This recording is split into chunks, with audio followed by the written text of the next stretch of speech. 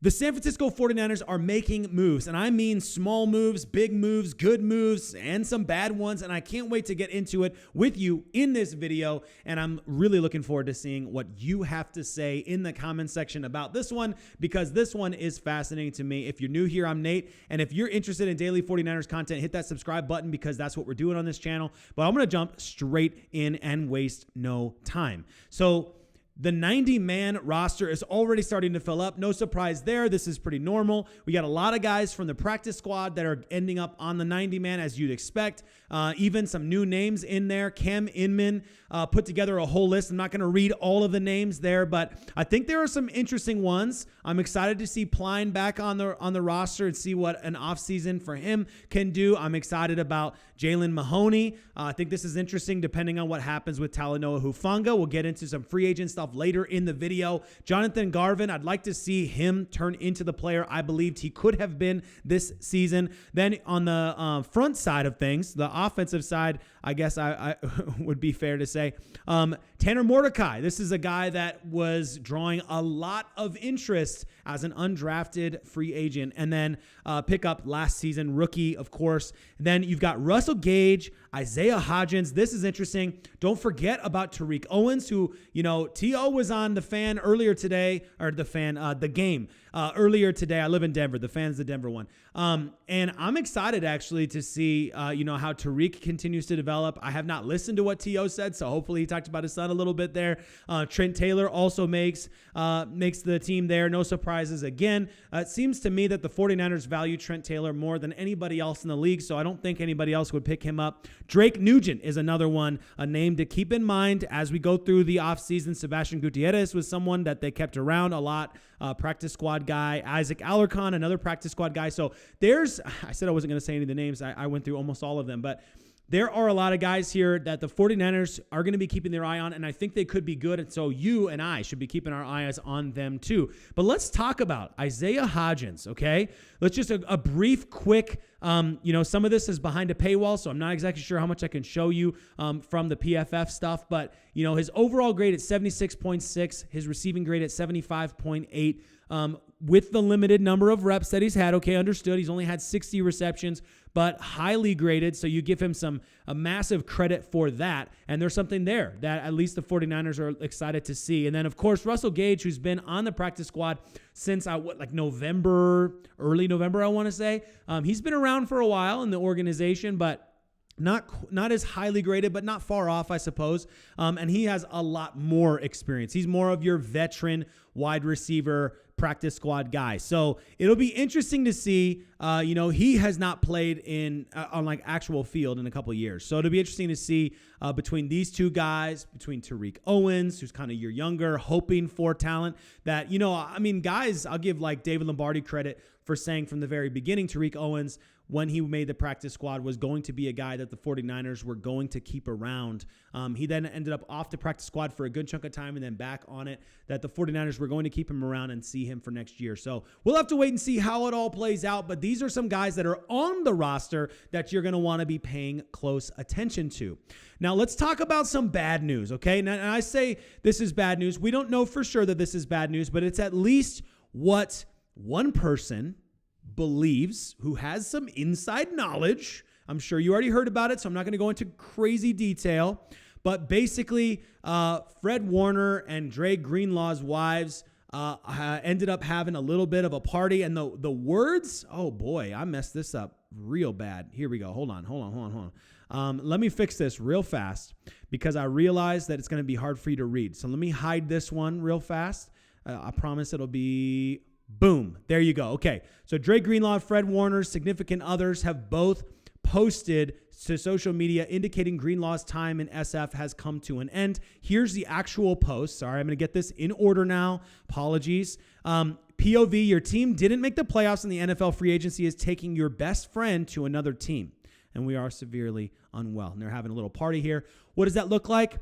That tells me that Fred Warner's wife believes that Dre Greenlaw and fam are gone. That's what it tells me. I don't know how you could read it any other way than that.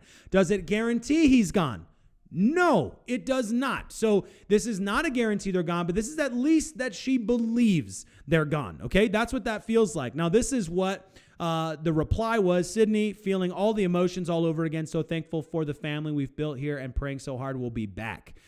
So I don't know if that's because of the fallout and like, hey, this looks bad, you need to say something. I don't even think that's necessary. I feel like it's just kind of like, hey, nothing's 100%. This is how it goes. Everyone's going to leave the Bay Area, as most of the players do during the offseason anyways. And then we'll just see what happens if in free agency they get back. Now, we can talk about Dre Greenlaw. Unfortunately, I actually think he is gone. And I'm really, really disappointed by that. I don't know if it's because of the numbers and the injury and the combination of the two, but my gut is telling me they're not going to be able to offer him. They're not going to offer him, I should say, what other teams are going to be able to offer him up in that 17 AAV kind of area. We'll have to wait and see. But if Dre Greenlaw is gone, I think it's bad news. I'm just being honest with you and being straight with you. It's bad news. There was good news. Now, I'm not going to belabor this one because I'm sure you heard about this one. You didn't miss this. But the 49ers fired special teams coordinator Brian Schneider. I just got some stats for you here. And you know what? I forgot. I had some other stats I wanted to bring up. Let's see if I could bring those up real quick as well. That I just think, like, when you put all this stuff together, it is so telling how bad the special teams have been. And you know what? I might not be able to find it. But I do have some stats here. We'll at least look at those. Okay, that's good enough. ST EPA this season, special teams EPA this season at -47, nearly 24 more points lost compared to the next closest team, the Falcons. That's a problem. Again, I'm having all sorts of issues with the graphics today. I don't know what's going on. So let me hide that one real quick. They allowed a blocked punt, surrendered 2 successful fake punts, lost a fumble on a kickoff return, were one of 6 teams to allow a kickoff return for a touchdown, and had 3 kickoffs booted out of bounds, tying for the most in the league. This is bad, and it just gets worse and worse. Every stat you've seen, it just gets worse and worse, all right? So I'm not going to bother going into all of the details, but one last thing before we end. These are notable 49ers unrestricted free agents. There's actually a lot of them. There's like 30 of them or something like that. But here are the big name guys, okay? And this is where I'm starting to feel a little sad because Dre Greenlaw, I believe, is gone. And I'm sad to say that, but I do believe he's gone. I think that inside scoop is something. You can tell me it's not, and that's fine, and I hope you're right. I believe that is something. His wife believes he's gone for a reason. Fred Warner's wife believes he's gone for a reason. I don't know what that is, but there's obviously they have some inside scoops that we don't have. They have inside knowledge we don't have. In addition to the money, in addition to, the risk and injury and just not having him all season, I think it's going to be a mistake. I think we're going to regret it, but I think this is going to be the reality. Talanoa Hufanga, also probably gone. I do think that Hufanga had an impact when he came back, but his missed tackles have not changed this season. And if we're not getting all-pro season, Talanoa Hufanga, he's probably gone. And I don't know if the 49ers believe they're going to get him. Charvarius Ward, it's the writing's on the wall there. He said as much that he's going to be gone. Is it possible he comes back? Yes, it's technically possible. Seems wildly unlikely between both his price tag as well as the fact that his wife won't even come back, or his girlfriend, I forget exactly what they are.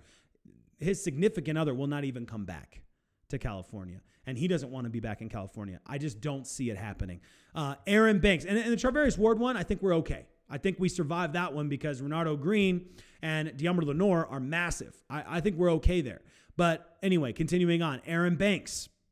I just mentioned that I'm getting sad, and this is seeing Mooney Ward not play his best football, have a horrible, horrible year, personally speaking, and be gone is just so sad after what an incredible 2023 season he had.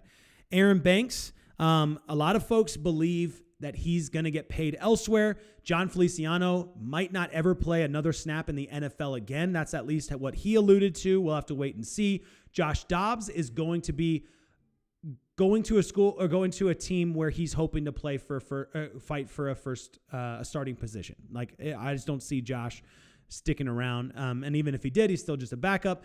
Jalen Moore is going to get paid elsewhere because the 49ers will not value him as a backup left tackle like some other teams who do believe he can be a genuine starter. And I agree with them.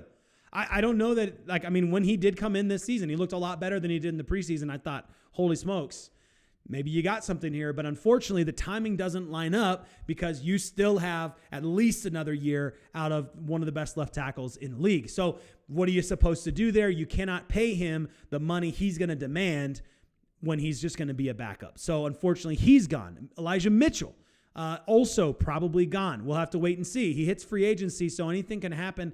I think the 49ers value him differently than other teams. But the tough thing about Elijah Mitchell, the tough thing about the running back position for the 49ers is I think what we need right now is youth, and we need people who can just be healthy. We just need guys who can stay healthy. No offense to Isaac Guerrero. No offense to Christian McCaffrey. Christian McCaffrey was one of the most healthy players in 2023, and it led to him having an incredible year. And you know what? The Madden curse is over, okay? I almost said Manning curse for some reason. The Madden curse, it's over, and so maybe we'll see what happens. But, you have to have a better plan in terms of longevity. And, Elijah Mitchell is going to be coming off his injury, his season-long injury. So who's to say? I don't think that you're going to see Elijah Mitchell around. That's my gut. But I guess I could be wrong there too, so let me know what you guys think in the comments about that one. I think this is going to be a fascinating offseason. The 49ers are already making moves. Firing Brian Schneider was a massive move. I'm just guessing that I'm going to hit on Twitter right after posting this video, and it's going to be like some other massive piece of news that I missed. Like last night, right after I posted the video, maybe 2 hours later, Brian Schneider's fired. It just happens, So anyway, all that good stuff and more. I've got some other content coming out later today, early tomorrow, so be on the lookout for that. Some other good stuff I want to get to today. I just felt like there was so much we had to get to. I'm already 12 minutes in, and we haven't even started what's an entire video's worth of content on the other side, so be coming back for that one. Subscribe. Don't miss out on all the action. Appreciate you. Hope you're having a fantastic evening.